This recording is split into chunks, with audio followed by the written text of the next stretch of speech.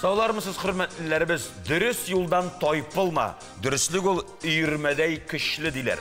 Аны ничек бары шулай әйтергә, һәм ничек бары шулай кабул итәргә кирәк, авыр булса да. Дөреслекне беренче урынга куеп атлаучы кеше һәр эшне җиренә җиткереп башкара. Исәнмесез, мөхтәрәм тамашачылар, дөрес сөйләгән ялгышмый. Алар кеше сүзенә колак салалар да, үзләренчә эшлиләр. Хәтта булдыра алмастай эшләрдә дә уңай нәтиҗәләргә ирешәләр. Юкка гына дөреслек таш яра димәгәннәр. Без дә Алмаз Гәрәев, Зөлфия Шәмсуарова иҗат төркемебез белән тәвәккәлләп, манзара тапшыруының музыкаль чыгарылышын башлыйбыз. Дөрес сүзгә җавап юк. Бу инде костюм, куян костюмы. Күрәсездер инде кылаклары һәм дә кыйрыгы бар. Бу безнең шундый бик важный мотор действительно костюмнардан җыри торган, ыстый итеп сөйләшә торган куян иде. Су буйлап, бу җыр күңеленә тимәгән татар бар микән? Мин дә Су буйлап җырының тарихы белән кызыксынып, кулыма Җәүдәт Фәйзинең Халык җәүһәрләре дигән китабын алдым. 1812 елгы Бөек Ватан сугышы каһарманы кавалерист кыз Надежда Андреевна Дурова үзенең озын гомеренең соңгы 35 елын Алабуга шәһәрендә үткәрә. Хәтерлисеңме? Нәрсәдә? Служебный роман киносында хатын-кызлар эш урынында чәч тарап, бизәнеп утыралар. Үзләрен тәртипкә китерәләр инде. Әлбәттә, кинода кызык күренеш, тик тормышта читтән караганда бу тәрбияле гамәл дип әйтеп булмый инде. Служебный роман дигәч куркыттың, әллә тәкъдим итәсең дип торамыз. Стагфирулла. Кызлар нигә бизәнәсез, Шуннан да үз-үзеңне тәрбияләп, читтән карарга өйрәнү бик мөһим. Әдәплелек кебек әхлакый сыйфатлар һәр милләт кешесен бизи. Эштә безнең ярты гомеребез үтә дисәк тә ялгыш булмас. Тора-бара без шул кадәр ияләшәбез. Эш безнең икенче өебез, хезмәттәшләребез, туганнарыбыз һәм дусларыбыз кебек якын кешеләргә әверелә. Әмма һәр нәрсәнең үз чиге булырга тиеш. Бүген без үзеңне эштә дөрес тоту кагыйдәләренә тукталырбыз. Эшкә килгәч, иң беренче ни эшлибез? Әлбәттә, исәнләшәбез. Коллегаларга хәерле көн теләү, яисә кул биреп исәнләшеп алу да җитә. Ничек кенә сагынсагыз да, кочаклашып, үбешүләр артык булачак. Сәлам!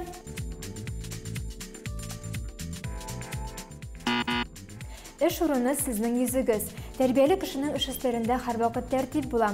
Әлбәттә, сез монда документлардан тыш гаиләгез белән төшкән фотографиягызны куя аласыз. Ә менә төрле уенчыклар, сувенирлар сезнең имиджыгызны бозачак. Алдагы кагыйдә хатын-кызларга кагыла. Эш урынында бизәнергә, чәч тарарга, лак һәм крем әйберләр кулланырга ярамый.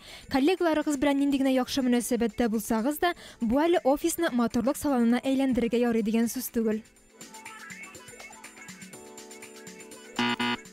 Эштә ашарга ярыймы?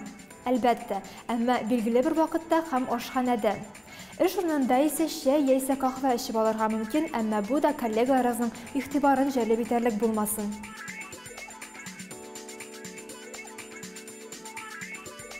Бүгенге көннең алыштыргысыз атрибуты телефонга тукталыйк. Күз алдына китерегез әле, сез бөтен игътибарыгызны нидә булса эшкә юнәлткәнсез, һәм бу вакытны телефон шалтырый. Ачыгыз килә, шулай бит? Шуңа күрә телефоныгызны һәр вакыт тавышсыз режимга куегыз. Әгәр инде шалтыратканнар икән, коридорга чыгыгыз. Коллегаларыгызны озаклап телефоннан сөйләшүегез белән ялыктырмагыз.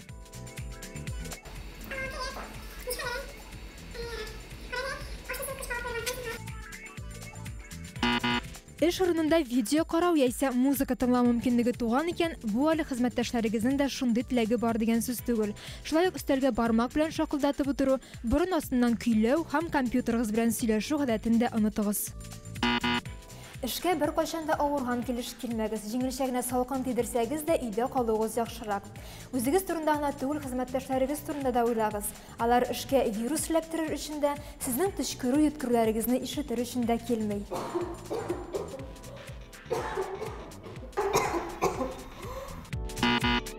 Эшегезне яхшы белү һәм башкару бу әле сез яхшы хезмәткәр дигән сүз түгел. Ә менә коллегаларыгыз белән уртак тел табып, этикет кагыйдәләрен төгәл үтәсәгез, уңышларга ирешерсез.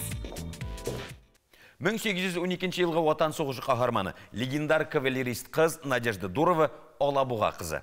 Ул Смоленск янындагы авыр сугышларда шәхси батырлык күрсәткән. Бородино сугышында каты яраланган. Михаил Кутузов аны үзенең ординарицы итеп куя. Соңыннан рус әдәбиятының алтын чыры талантлы вәкиле Пушкинны һәм Белинскийны үзенең кавалерист кыз язмалары белән сыкландыра алучы 82 еллык озын гомеренең 30 елын Алабуга шәһәрендә үткәргән. Алабуга шәһәрендә урнашкан Татарстан Мәдәният министрлыгы карамагындагы Дәүләт музее турында тулырак киләсе видео язмада. 1812 елғы Бөек Ватан сугышы каһарманы кавалерист кыз Надежда Андреевна Дурова үзенең озын гомеренең соңгы 35 елын Алабуга шәһәрендә үткәргән. Биредә аның йорт утары сакланылган. Бүгенге көндә ул мемориаль комплекс аның мәйданында 2 катлы музей, Надежда Андреевнаның бюсты, мунча, амбар, беседка, арба сарае бар. Ишек алды 19 гасыр мөхите рухында кавалерист кыз истәлекләренә таянып ясалган. Музей усадьбы Надежды Андреевны Дуровой открыт в 1993 году. Музей 1993 елның 27 августында Надежда Дурованың туына 210 ел тулу уңайыннан ачыла. Бүген аның йорты Россия мәдәни мирасы булып санала. Кавалерист кызга багышланган музей берәү генә һәм ул бездә Алабугада урнашкан. Әлеге шәхес үз гомерендә бик күп шәһәрләрдә яшәп ала. Украина, Сарапул, Петербург, Мәскәү, Уфа, әмма иң тыныч вакыты гомеренең көзе биредә үтә. Музей 5 залдан тора. Аларда Надежда Дурованың бала чагы, хәрби хезмәте, әдәби эшчәнлеге белән танышып була. Әлеге манекен аерым игътибарга лаек. Ул шәхеснең үлчәмнәре буенча ясалган.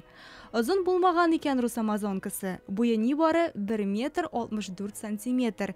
Әмма бу аңа сугыш полкына алыну өчен җитә.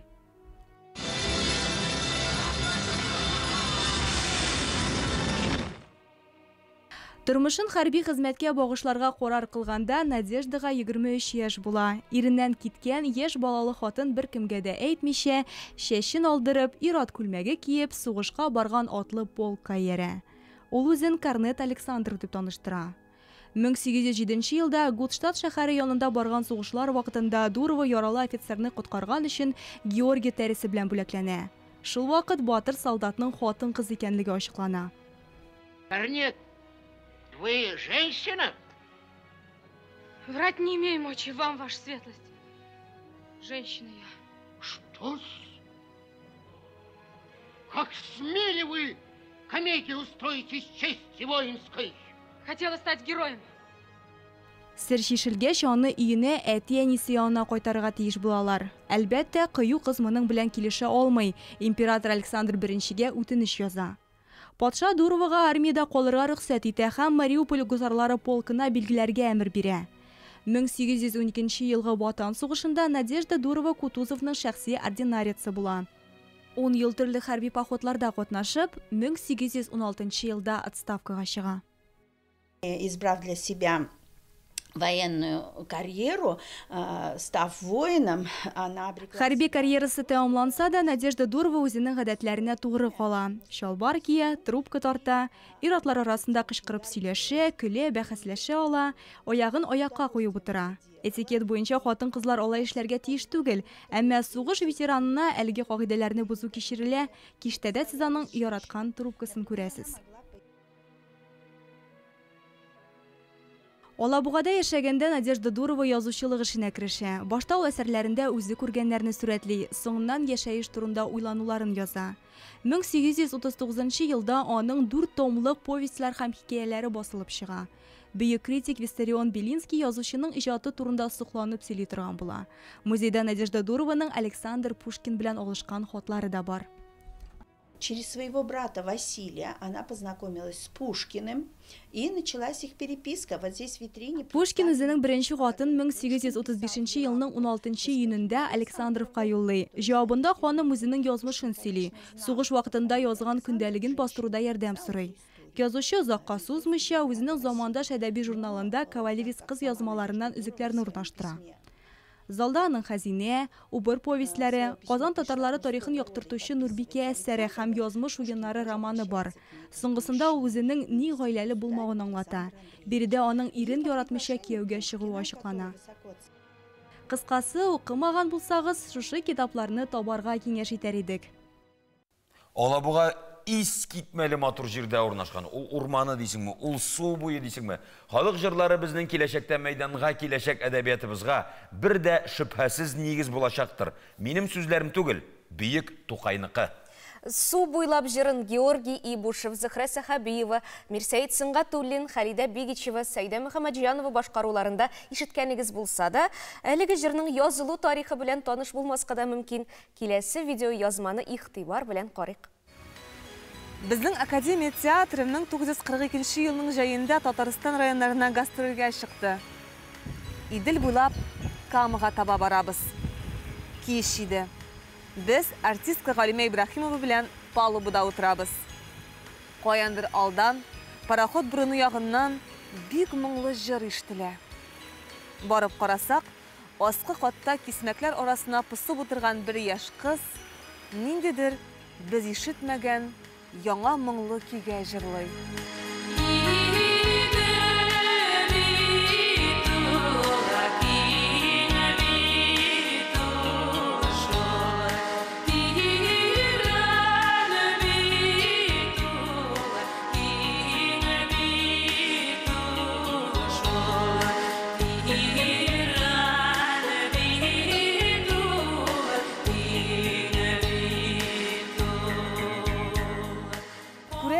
Бу шибәр кызны да сугыш давылы сөйгәненнән айыргандыр. Мин шундук баянымны алып, көйне кызга ярып уйный башладым. Һәм тиз арада отып та алдым. Хәтта Галимә дә өйрәнеп белгерде. Кызның исемен кайсы яклардан булуын белә алмадык. Аның белән сөйләшергә туры килмәде. Ул беренче пристанда ук төшеп калды.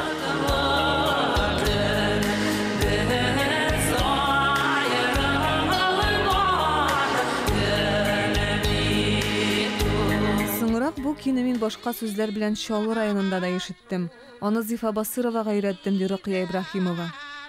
Ул аңа яңа сүзләр истәде. Шуннан соң без аны шул елның көзендә радио аша яңгыраттык. Көйнең үз исеме юк иде. Беренче мәртәбә Идел өстендә ишеткәнгә, без аны Су буйлап дип исемләргә карар иттек.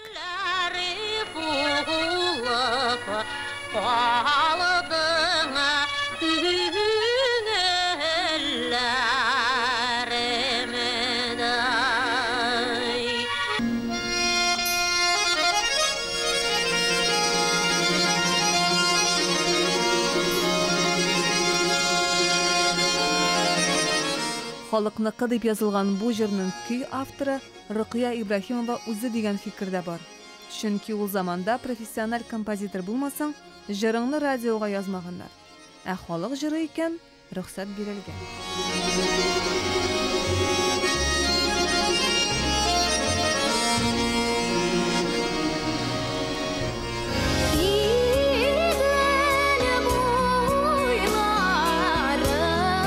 Җырның сүзләре дә төрлечә, әмма иң яш җырлана торган, халыкка таныш варианты көенә иң туры килгәне сыман тоела. Чөнки бу көй үзе генә дә күп нәрсә хакында сөйли, искә төшерә. Иделдә халкыбызның тарихы чагыла. Китапларда табып булмаган, кеше хәтереннән җуелганны зур суга карап тоярга мөмкин. Ә бу көй аны безгә ишеттерә дә.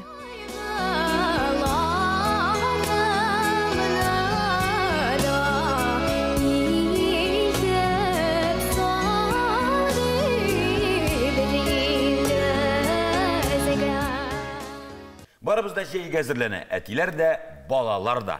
Хәтта әниләр дә. Алдынгылар хәрәкәте дип аталган Бөтен Россия балалар һәм яшьләр хәрәкәтенең җәйге форумнар кураторы Алина Лобанова җәйге ял турында тәфсилләбрәк сөйләр. Ул бездә кунакта. Алина, саумысыз, хош килдегез. Хәерле көн, исәнмесез. Без сезне бик көттек, сөйләгез әле менә шул җәйге форумнар турында. Безнең 4 тематик смена узачак. Әлбәттә, университет талантов белән берлектә фәнни интенсив һәм Болгарда, Биләрдә форумнар узачак. Димәк, аз генә сменалар турында сөйләп китәм. Рәхим итегез. Беренче фәнни интенсив безнең алдынгылар, новаторлар интенсивы 24 майдан 10 июньгә кадәр Костер Ялкын базасында узачак. Балалар яше 14-17. Татарстан балаларын бик көтәбез. Икенче смена ул да булса алдынгылар заманы Қазан командасы. Мұнда енді біз Қазан балаларын күтеміз меніға. Ол 1 июньнен 18 июньге қадар ұзашақ Восток базасында. Яш шекреулері? 14-17, шулай оқ. Мұнда да бізні күтмейлер. Шулай. Мұнда Қазан балалары. Демек, 3-ші смена ол ижад командасы. Ол біздің 3 июнь, 30 июньге қадар ұзашақ. Мирас наследие балалар сәлеметлендірі өзегінде ұлашақ. 12-17 еш Татарстан Республика балалары. Медиа командасы, ол да болса 17 июль, 4 июльге қадар. Волга Идель ешлер өзегінде болашақ. Шулай 12-17 ештегі балаларыны күтеміз. Хәм соңғы смена алданғылар заманы Игілік Добро командасы сменасы. Ол 4 августтан 21 августқа қадар ұзашақ. Добрый балалар сәлеметлендірі өзегінде 12-17 яштегі балаларыны күтеміз. Бір бала бүтінісінде де қатнашып шығала ма? Чөнки сіздің анда күннер шулай түзілген, жай бойына сузыла бейді. Балалар бір сменін ғына сойлы ола. Хам екі форум, бәлкі енді смена.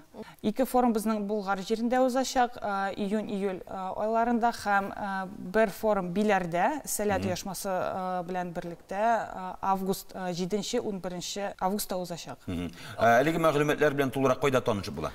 Тұлырақ сіз біздің алдыңғылар харакеті социал шелтерлерде көре аласыз. Хам енді біздің сайт болдырылған let.tatar сайтында көре аласыз. Олина, рахмет. Балалар ашқынып келерлер деп ойлайсыз ма? Рахмет, бік зор, әйе, бик күтеміз. Әфәрин, сізге ішіңізде оңыштар тілеп қалабыз. Қалдыш, қазан сілгісі деген жырны көплер неше тұр қойбыш қазан сілгісі деп бұтарға ярата. Бүрік бұты көрмәгіз. Бүгін бізде қонақта Қойбыш районы башлығының орынбасары Рәмис Хаялиев. Өзі білән әңгәмә қырық. Рәмис әфәнді, саумысыз, қош келдіңіз. Исәнмісіз. Жырны ескә төшерү юкка түгел, чөнки без сезнең белән Кайбыш районының мәдәнияте көннәре турында сөйләшәбез килә. Нинди чара ул үз эченә, нинди вакыйгаларны ала һәм кайчан булачак? Республикабыз хөкүмәте карары белән һәрбер районның мәдәният көннәре үткәрелә. График буенча инде менә безнең 17 майга туры килә Кайбыш районы мәдәният әһелләренең килүе, Казанга килүе, зурлап, гөрләп урыны төрле җирдә безгә инде ничектер шулай туры килде. Әкият балалар үзәге, халык телендә инде ул әкият Курчак театры дип беләләр. Нәкъ үзәктә. Һәм символик туры килүен карагыздан без аны туган йортыбыз кебек күрәбез. Ни өчен дигәндә, Курчак театрына нигез салучы Кайбыш районы кешесе Шуширме авылыннан Фат Тахиров, Тассырның халык артисты. Гомумән шуның белән әйтәсе килә, безнең кайсы яктан мәдәният ягыннан алсак та, күркәм кешеләребез, бик шәхесләребез, ниндидер юнәлешләргә нигез салучы, юнәлеш бирүче кешеләребез бик күп. Субханалла, сіз шундай уңайлы қонақ екенін көрініп тұра, өзіңіз сұрау бересіз, өзіңіз шундый жауап бересіз. Әміне шул шарада нәрселер болашақсың? Тамашашыны, яғни Қазан халқының битәлі, яқташларының түгіл, нәрсе белән жәлеп итәшәксез? Әлбәттә. Бу концерт, Жырлыйм туган якта дигән концерт, ул инде үзәк урынын алып торачак. Кич белән сәгать 6-да 6 тулганчы инде тамашачыларны бөтенесен чакырып калабыз. Зал зур, урыннары күп. Үзебезнең якташларыбыз да сез әйткәнчә, гомумән Казан халкы да Кайбыш чагы белән безнең як белән кызыксынучылар, тарихы белән, мәдәнияте белән бөтенесен чакырып калабыз. Кирү ирекле бит инде. Әмма ләкин концерт белән генә шикләнү ул дөрес түгел инде. Без әйтик, иләдән соң кичкә кырын вакытны андагы урынның иркен икәнен беләсез. Анда төрле күргәзмәләр белән, остазлык дәресләре белән мастер-классны шулай атыбыз бит инде.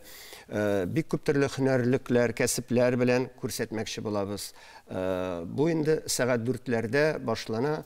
Һәм инде ул театрның тышкы ягында да, эчке ягында да, фойесында да бөтен җирдә урыннарын алып торачак. Димәк, бу көн ял итү көне көру, танышу көне вакытны алдан планлаштырып, иркенләп килүләрен чакырып калабыз. Менә Кайбыш дигәч нәрсә күз алдына килергә мөмкин? Без беләбез, һәрбер район нәрсә беләндер дан тота, Күкмара дисәк, Киез итек, Арча дисәк, Шитекме һәм башкалар. Менә Кайбыш дигәч сезнеңчә күз алдына нәрсә килеп баса? Республикада 2 генә район, гербында агач, берсе аның Сабада.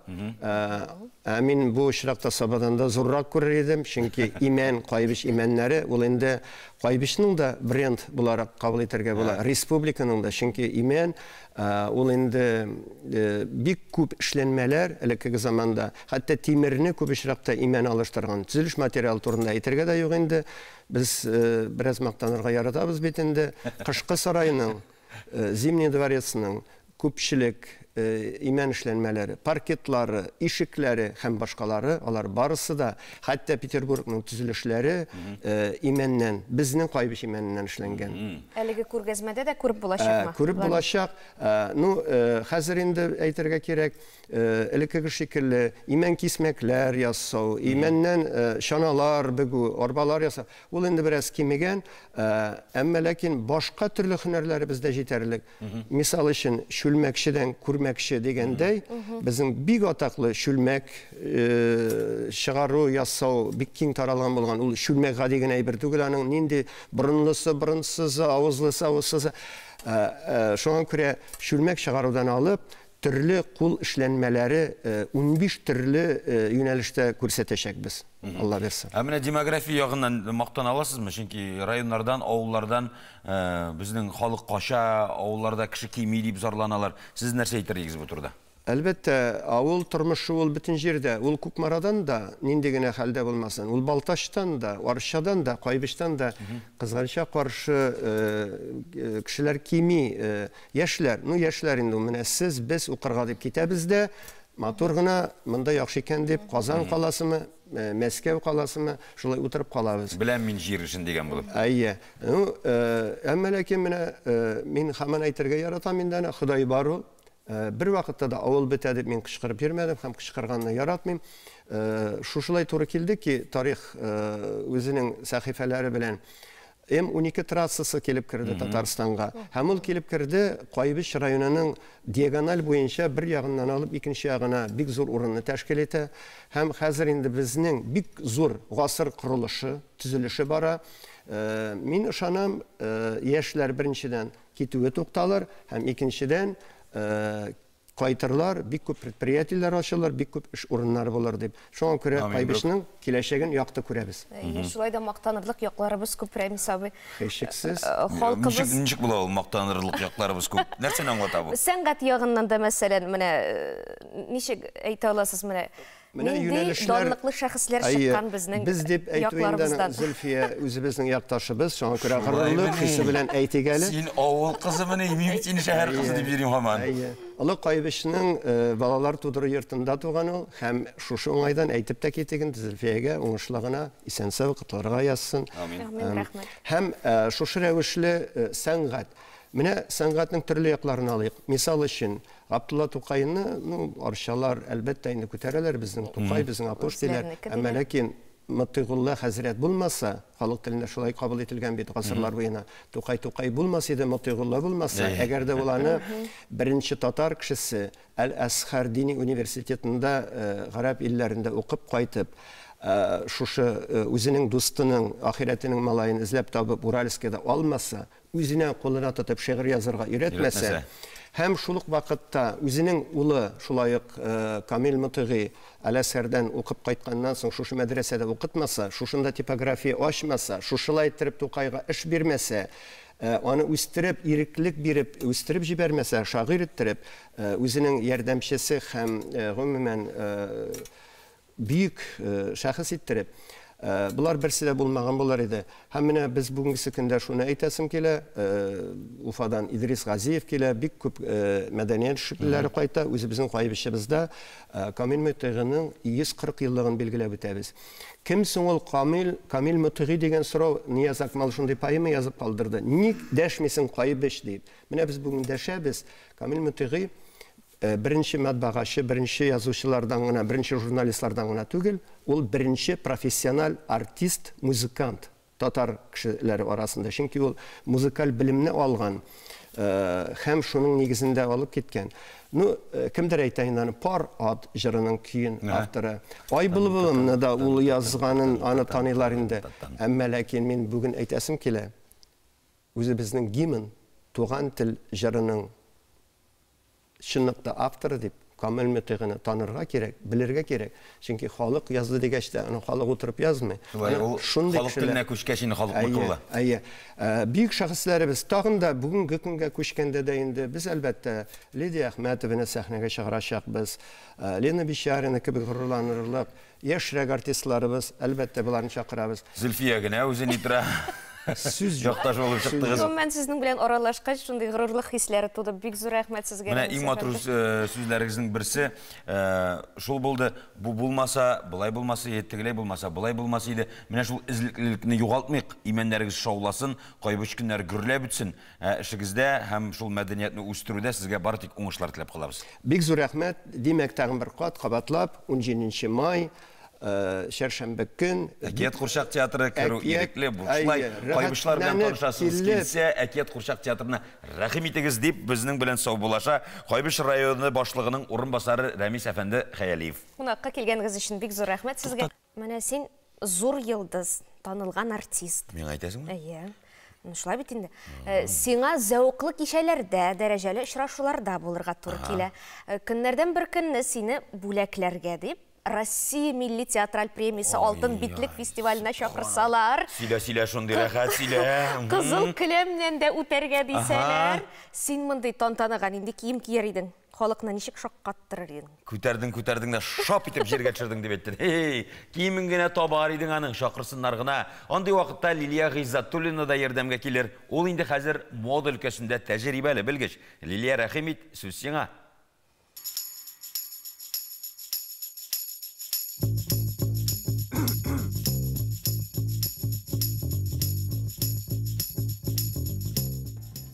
Исәнсез. Дөрес итеп сайланган гади база киемнәрем яхшы гардеробның нигезе. Аларны төрле киемнәр һәм аксессуарлар белән тулыландырып була. Һәм мондый киемнәр стилистлар киңәше буенча гардеробның 70% тәшкил итәргә тиеш. Килешәм, база киемнәрем матур да, гади да, уңайлы да. Әмма җәй айларында алар белән генә шикләнү дөрес булмас иде. Күңел ачык төсләр, үзенчәлекле фасоннар, кызыклы образлар таләп итә. Бүген тәкъдим ителәчәк җәйге трендларның күбесе 2000 еллар кайтавазы. Бүгенге дизайнерлар ул елларда гомумән мода булмады дип әйтергә ярата. Шулай да кайбер тенденцияләрне аерып күрсәтергә мөмкин. Аларны онытып буламы соң? Бүгенге трендларны барлаганчы 2000 еллар модасына күз салыйк.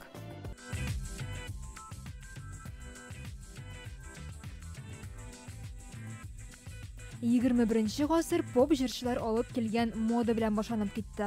Пэрис Хилтон, Кристина Агилера, Бритни Спирс ул заман яшьләре эталоны иде. Мин моны ничек кигәнмен икән? Ул вакытта модадагы киемнәргә карыйсың да шулай дип уйлап куясың. Денимнан капри, карго чалбарлар, туника, кыска топлар, алсу велюр костюмнар, зур каешлар, күп санлы стразлар, кыска джинсы итәкләр һәм билдән түбән чалбарлар. Алар белән утырырга түгел, басып торырга да куркыныч иде дип искә ала кайбер кызлар. Төсләр палитрасына күз салсак, ялтыравы кара, ачык алсу, яктылык кайтаручы металлик төсләр өстенлек итә. Нәкъ менә бу елларда беренче тапкыр денимнан total look ясыйлар. Йолдызлар спорт костюмыннан кызыл келәмнән атлый, ә укучылар мәктәпкә укырга йөри. Бар әйбер дә кыска булырга тиеш, итәктән алып бәйләнгән свитерга кадәр. Бер сүз белән әйткәндә, ул заманның модасы гламур. Бу җәйдә үзенчәлекле образлар белән аерылып торасыгыз килсә, алдагы трендларны игътибар белән карагыз.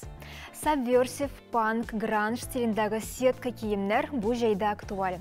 Аны икенче катлам итеп кияргә киңәш ителә. Ул кыска да, озын да булырга мөмкин, әмма оверсайз булырга тиеш.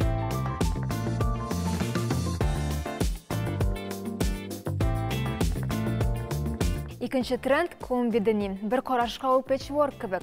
Сезнең шалбарларның балаклары төрле төстә булырга мөмкин. Ягъни ул берничә төсне берләштергән джинс тукымадан тегелгән кием. Гомумән джинс тукымасы нәкъ 2000 еллардагы кебек быел да бик актуаль.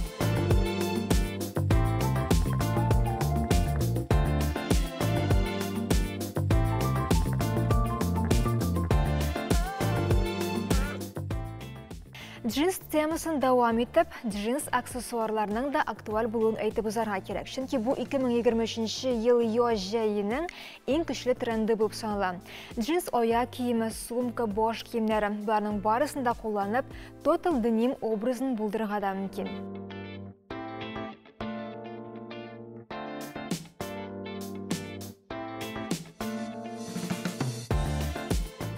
Алдағы тренд джинс топлар. Бұл тренднің әлі болғаны yok десең де ялғыш болмаз.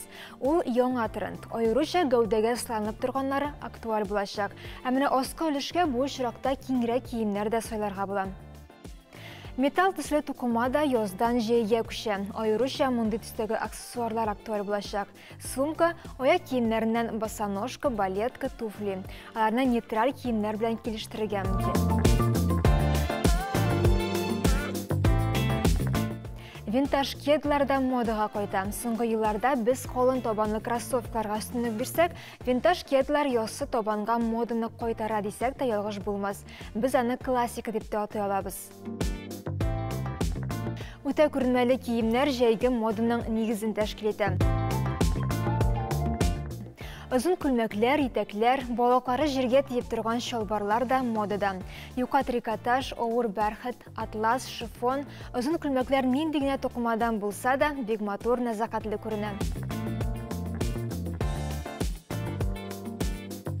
Жей ойы шешектерден башқа буламы? Юq әлбәттә.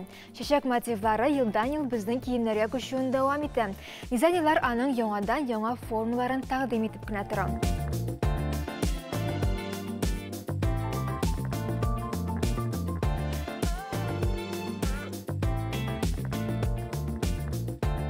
Мода буенча киенергә яратучылар әлбәттә ел дәвамында стиль турында онытмый. Шулай да җәй айларында аеруча мотор, зауыклы киенәсе килә. Төп трендлар белән сез инде таныш, үзегезгә ошаганын һәм килешкәнен сайлап аласыңна калдым. Мин сезнең белән сау булашам, мотор һәм зауыклы булыйк. Черноморец Республика үзәге дәүләт бюджет учреждениесе 1994 елдан башлап Татарстан Республикасы балаларының һәм яшьләренең җәйге ялларын оештыру белән шөгыльләнә.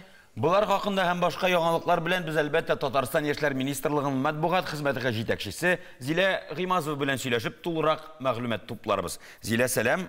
Саумысыз, хош килдегез. Хәерле иртә. Кайнар сәлам дибез. Кайсыннан башлыйбыз? Нинди яңалыклар сиңа күбрәк ошый? Әйдәгез лагерьлардан башлыйк. Әйдә шулай дик. Балалардан башлыйк. Әйе, чөнки балалар хәзер җәйне сагынып көтәләр. Инде берничә генә көн кала дип әйтсәк тә, берничә генә атна калып бара. Шуңа күрә безнең инде җәйге сменалар белән шөгыльләнүче шу лагерь җитәкчеләре дә хәзер әзерлек эшләре алып баралар. Безнең инде әйдәманнарыбыз укуларын үтеп бетерде. Менә сез әйтеп үтеп киттегез, безнең инде лагерьлар Татарстанда да узачак һәм шулай ук инде Кара диңгез буенда да. Менә диңгез күбрәк кызыксындыра инде бөтенебезне. Ничек лагерьгә да? Лагерьгә барганым бар. Шулаймыни? Мин алса кире мәктәпкә кайтырга тиешмим юк.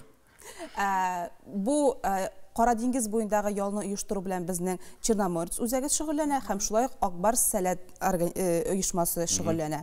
Мәсәлән, инде Черноморецны алсак, алар безнең Кырымга бер лагерьга урнаштыра алалар һәм шулай ук инде Анапа шәһәрендә безнең 2 лагерьбез бар. Барлыгы менә Черноморец аша безнең 4000дән артык бала ял итәчәк дип көтелә. Шуны әйтеп үтәргә кирәк, Анападагы лагерьларга инде. Бу бөтен республика буенча бит инде. Әлбәттә. Анапа лагерьларына инде безнең путевкалар бетте, сатылып бетте.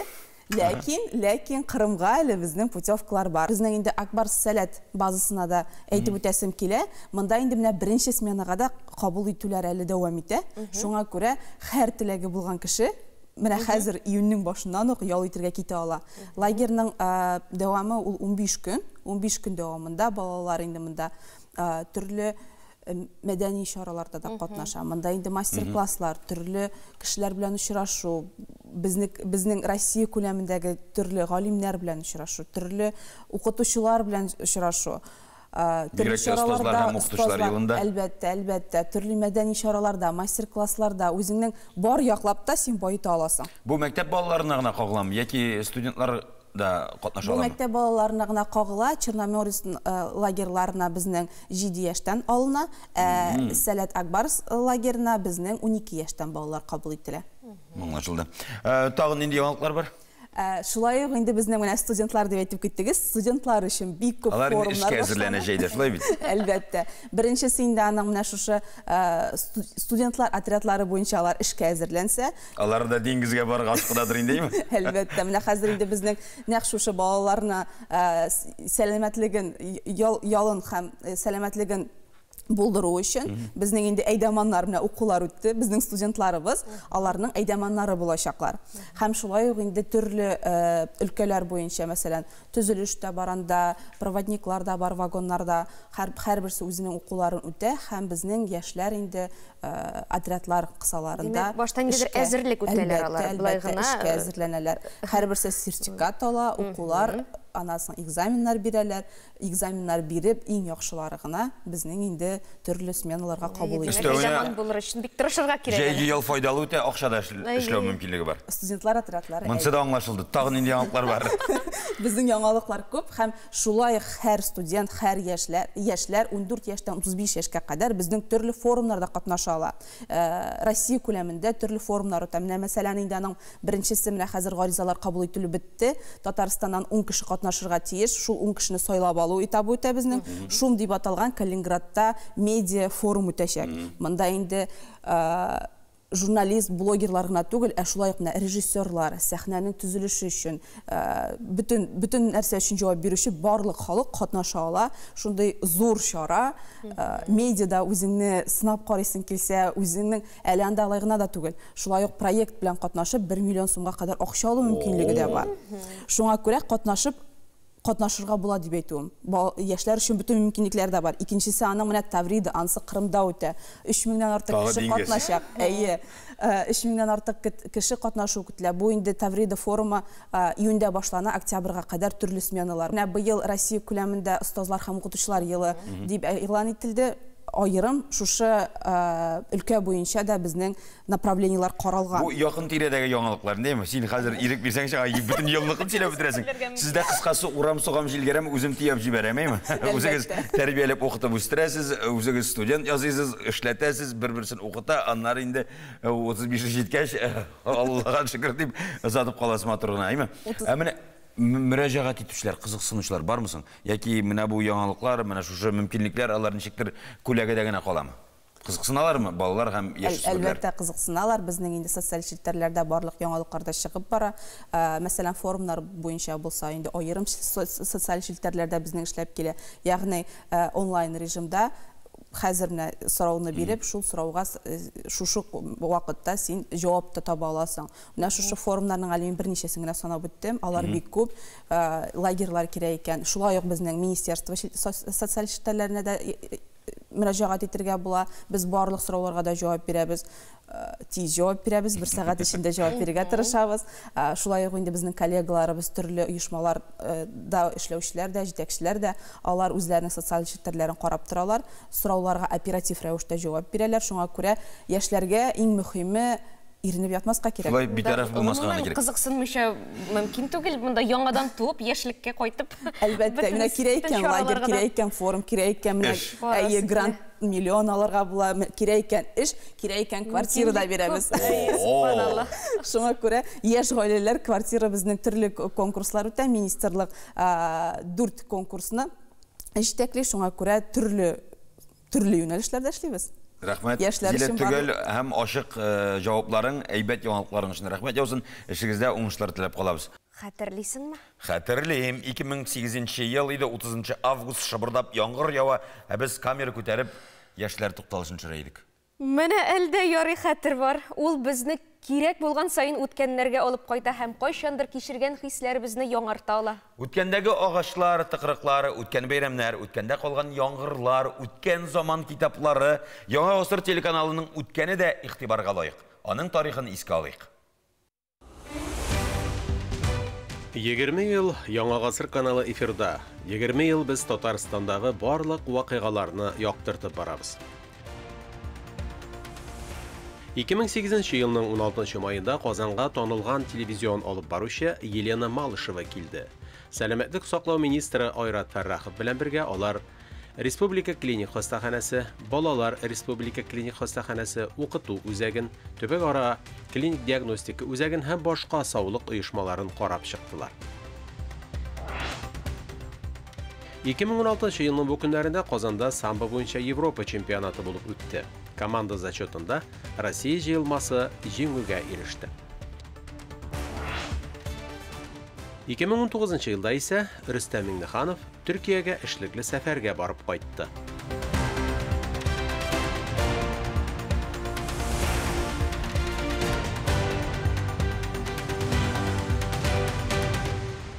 Әйдә бас татар биюен үстерү остаханасы проектының җитәкчесе педагог-хореограф Сәйдә Миңнебаева, Бүтән Россия фестиваль бәйгеләре лауреаты, солист-хореограф Мальвина Әхтәриева бездә кунакта. Шын исеме Мальвина, паспортта да шулай борчылмагыз. Әтиән ис сайлаганда кушкан шулай тибәйме? Кызлар йолдызлар саумысыз. Кызлар күрәсез истеммасын инде. Менә йөзләгән һөнәр арасында ни өчен бию һөнәре? Көнләшәм. Бию һөнәре чөнки без үзебез бийбез балачак чактан шул сәнгать белән шөгыльләнәбез һәм бу менә безнең профессиональ юлыбыз. Мальвина, сездә дә нәкъшлаймы? Минем кызык шундый тарих. Минем әтием музыкант, мин авылда үстем, гел сәхнәдә үстем. Кайсы яклардан?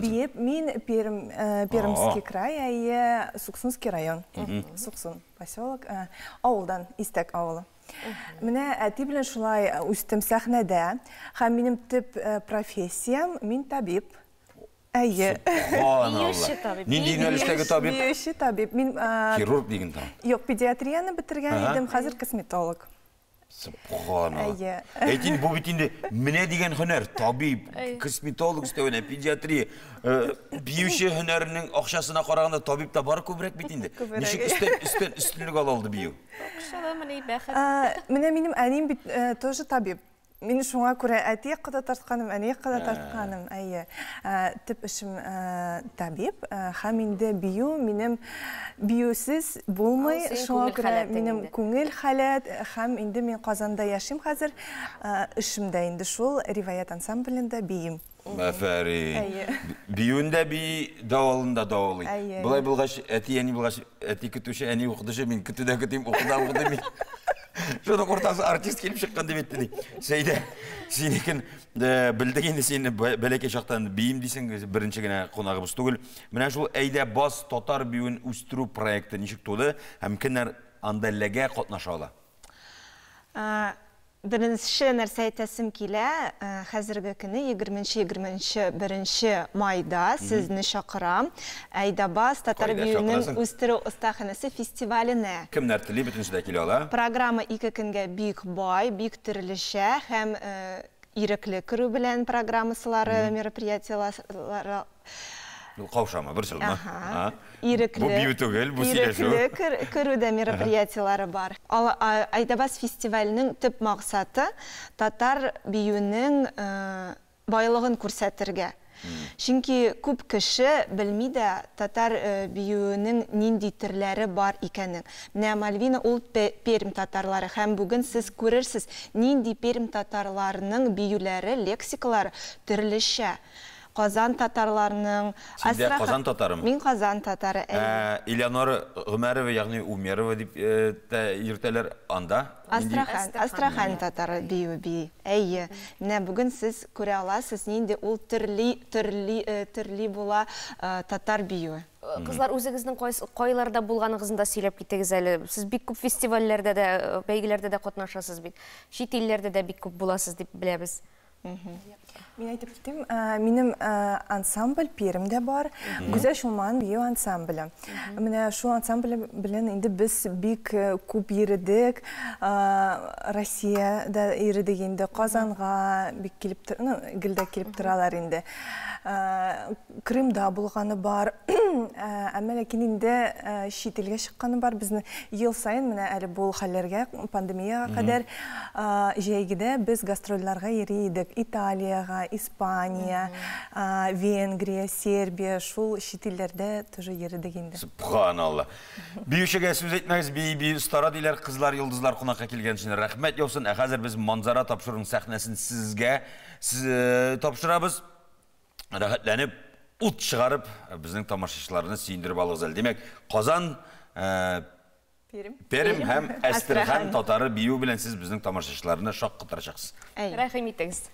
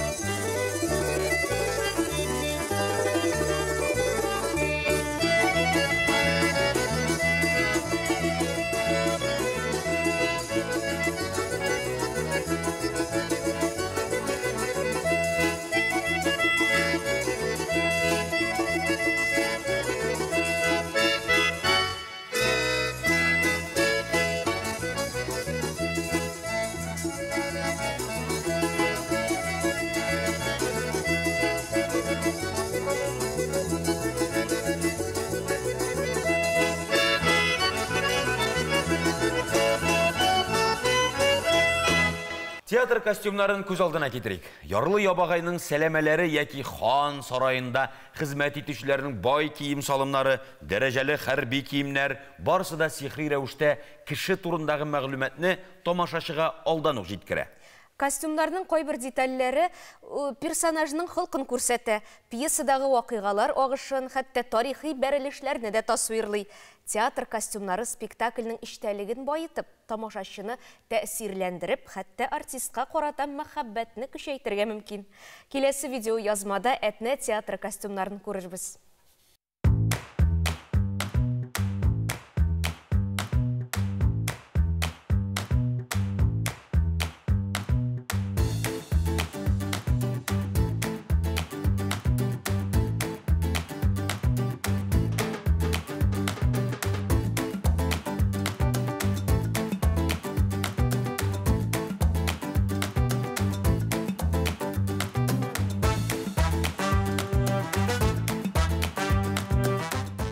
Әлгісі вақытта менің қолымда Жан-Батист Малердің әсәрі бойынша қойылған «Кірәктен сәнәк» комедиясында ойналған реквизит. Ол да болса біздің ол замандағы вейер болыр. Біз қазір шул спектакльның главный тип героyының костюмына көшәбіз. Ол костюм инде безнең бик бай һәм бик матур итеп эшләнгән костюмнар. Бу булыр безнең Журден абзабызның костюмы. Ягъни мәсәлән, ул рольне уйный безнең Татарстанның ат казанган артисты Марат Хабибуллин.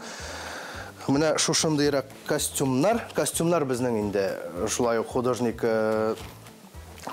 эскизлары буенча тегелеп, заказ белән эшләнелә, авырлары заказ белән, җиңелрәкләре үзебездә тегелә. Менә шушындый исполнениеларда уланы киеп, безнең шушындый комедийный ролен уйнап, башкарып чыга торган иде. Нишләп иде дип әйтәм? Ул спектакль әлегесе вакытта бездә сәхнәдә бармый. Бу спектакль инде хәзер безнең архивта. Заманында мин үзем дә сәхнәдә уйнадым, берничә рольләр башкардым һәм инде төп ролемне башкарган үз костюмым турында сөйләп китәсем килә. Мин анда Мирхәйдәр Файзинең Адашкан күңел спектаклендә Самат ролен башкара идем. Ул вакытта миңа 19-20 яшь чамалар иде һәм инде әлбәттә киеп күрсәтә алмыйм. Шуңа күрә менә безнең ул вакытта авыл малайлары татар спектакльләрендә инде гадәти булган шушындый күлмәкләр, шараварлар дип әйтик, гармон асып, кәләпүш киеп җырлап җөргән вакытларыбыз. Абузатлар, асылзатлар тизгин салып уйнамас. Ихлас белән сөйгән кызлар, барын уйламас. Әлегесе вакытта минем кулымда әле генә яңа табадан пешкән, яңа елга куелган Шүрәле трип әкиятенең костюмы. Әлбәттә Шүрәле трип дигәч инде без кулга алабыз Шүрәле костюмын. Иң беренче бит инде балаларга Шүрәле, аннары соң Кыш бабай, аннары соң Кар кызы, шулай шундый персонажлар кызык була шикелле. Ай-яй-яй, Шүрәле. Яхшы, уйнап кына максидим. Бүрүсегез, курыкмыйча орманда яшәмисез. Сүз әкиятләр турында киткән икән инде, димәк әкият турында дәвам итәргә дә кирәктер дип уйлыйм. Хәзерге вакытта минем өстемдә үзем 12нче елның уйнаган костюмым. Бу инде костюм, куян костюмы. Күрәсездер инде кылаклары һәм дә кыйрыгы бар. Бу безнең шундый бик важный мотор действительно костюмнардан җыри торган, ыстып-ыстып итеп сөйләшә торган куян иде. Менә шул. Бу костюмны biz уйнадык, бу костюмда уйнадык 2012 елда, шулай ук декабрьдә чыгардык бу спектакльне. Илгиз Зәйниевның Урман клуб дип аталган спектакль иде. Бу инде безнең зырлы һәм биюле, сундый күңелле спектакль булып чыкты. Капустинский! Кишерский? Якынлашып килүсе яңа еллар белән сезне, Капустинский әфәнде. Рәхмәт, үзегезне дә. Қонақханаға рәхмәт итегез. Бездә қонақта Әгерҗе районы тарихы һәм мәдәни мирасы музее җитәкчесе Гөлназ Җәмитова. Хәерле сәлам дибез сезгә. Саумсыз хуш килдегез. Аллаһка шөкер. Мари халкының төп бәйрәме, йолаларын, гырыф-гадәтләрен саклаучы Симик бәйрәме турында сөйләгез әле тәфсилләбрәк. Ул Пасхадан соң 7 атна узгач үткәрелә бит инде. Әйе, дип дөрес. Бездә инде бу менә беренче тапкыр 10нчы елны, аннары соң 16нчы елны, аннары үткән елны Кәдрәк авылында узды ул. Һәм дә инде быел безнең Пелемеш авылында узачак. Пелемешнең тәрҗемәсенә килгәндә бу чәчәк булыны дигәнне аңлата. Шуңа күрә дә инде менә безнең как раз без инде менә болынга кергәчтен безнең зур алан булачагында чәчкәләр утыртылачак, мариларның үзләренең орнаментлары белән. Ни өчен сездә Мари авыллары күпсең? Сез бит утмуртлар белән күрше. Ул электән үк килгән инде. Менә бу тарихка кирип китсәк, иң беренче халыклар булып бездә барыбер шул марилар килеп чыга. Мәсәлән, данлыклы Ишбубуй авылында да инде безнең данлыклы бубуйлар торган бит инде ул. Анда да инде 1600 елларда иң беренче булып марилар килгән була. Һәм дә инде үзгә бүтән төрле авылларда. Безнең районда, Әгерҗе районында барлыгы 3000гә якын мари яши. Һәм алар без аларны аерым бер төркем булып алар, аларның авыллары бик якын бер-берсенә урнашкан, һәм алар бик дус, бик тату. Алар үз телләрендә сөйләшәме? Алар үз телләрендә, һәм без инде менә республикада бердән-бер район булып чыгабыз. Безнең бар тулы мәктәп, алар гел мари чагын укыйлар. Бима авылында. Субханалла, Аллага шөкер, без моңар бик куанабыз. Шуны әйтәсеп киләсем килә инде минем менә марилар һәм удмуртларда, алар менә бүгенге көнгә хәтле үзләренең телләрен, йолаларын, киемнәрен алар менә үзләре белән саклыйлар. Менә аның белән горурланып, сокланып яшәйбез инде без. Һәм дә менә аларның бик дус, бик тату булулары. Менә бит инде хәзер кар өрү белән Аллага шөкер атна сайын җыештыралар. Хәзер инде анда төзелү эшләре бара, бүтән төрле әйтеп булмый. Ни өчен дисәң, анда безнең йортлар төзелә. Менә бүгенге көндә урнаштырыла. Аларның бит иң яраткан агачлары бу кайын агачы. Шулай. Бик матур кайын агачларыннан без ак төс дип беләм. Ак кызыл төсләр аларда, шул кайыннар бик матур иләр ясыйбыз инде без анда. Шушы иләрдә без күрсәтәбез инде безнең Мари халкының тормышын. Чара качан узачак? 3 июнь көнне Пелемеш авылында. Бу димәк безнең ничектер Сабантуй белән тәңгәл куерлык бәйрәмләр. Менә безнең бит Сабантуй. Удмуртларда Грын-Буттон. Бездә үткән 3нче елны, менә бездә инде быел үткән елны быел бездә менә Симук. Димәк, төп аермасы нәрсәдә? Менә шушы бәйрәмнең. Буларның менә алар әйтеп тагын бер китәме дип, марилар гел үз телләре, үз йолалары, үз гореф-гадәтләрен максимально алар күрсәтәчәк. Максимально. Без менә шуны күз алдында тотып инде шушы бәйрәмдә без аны булдырылганча милләтне саклап калуда нык тырышалар. Нык тырышалар. Без дә моңар ярдәм итәсебез килә. Шуңа күрә инде төп максат итеп без монда ул бит без мәсәлән Сабантуйны үткәргәндә без әгәрчә безнең гомумән күп милләтле район булып чыклана. Сабантуйда инде без русларны да чакырабыз, аерым теге подворье итеп, марилар, удмуртлар, монда без гел шушы мариларыбыз күп булгачтын безнең. Гел шуларның гына телләре, гел шуларның гына киемнәре һәм аларның уеннары нидә майданда булачак инде. Аларның биюләре дә бит биюләре, аларның тыпыртулары шуңа күрә безнең нәрсәләре? Тыпыртап биюләре. Шуңа күрә менә безнең дә бит инде сцена, главный сцена дибез инде без аны. Һәм менә аларның урысча әйтәм инде настил. Аларның менә чәчкә формасында булачак настил, бик югары булмаган гына сәхнә ул. Һәм алар анда менә биюләрендә аларның иң знаменит тыпырдар сәхнә аларның иң яраткан биюләре бу восьмерка диләр инде аларны. Менә шунда ул аларның узачак. Бүген безгә тыпырдарга кемнәр килде? Безгә бүген тыпыртарга килде безнең Бима авылыннан зав клубыбыз безнең Корни Владимир һәм инде аның укучысы, аның кружокларына җыелалар алар. Алмазова Дарья, менә алар бүген сезгә чыгыш күрсәтәчәкләр, табурет табиб күрсәтәчәкләр. Гөлнас, рәхмәт, шундый тәмле итеп сөйләдегез. Менә хәзер җыенып сезнең бәйрәмгә барасы килеп китте. Әлеге бәйрәм гөрләп булсын, марилар гына түгел, республикада яшәгән һәрбер милләт үзенең йөзен, гореф-гадәтен, милләтен, телен сакласын. 5000-гә якын кунак көтелә. Афәрин, рәхмәт сезгә. Сезгә рәхмәт, бик зур уңышлар. Хәзер тыпырдыкка күз салыйк инде.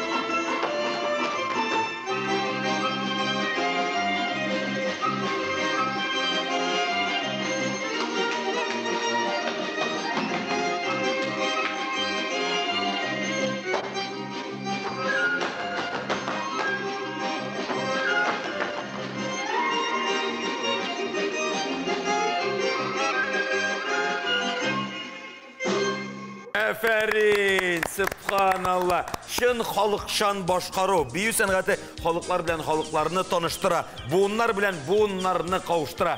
Біздің мари дусларыбызға рәхмәт яусын. Күңелең киң булса, бәхетең дә иркем булыр. Киң күңелле тамашачыларыбыз, киләсе очрашуларга кадәр сау булыгыз. Исән-имин булыгыз. Өйрәндеңме иде?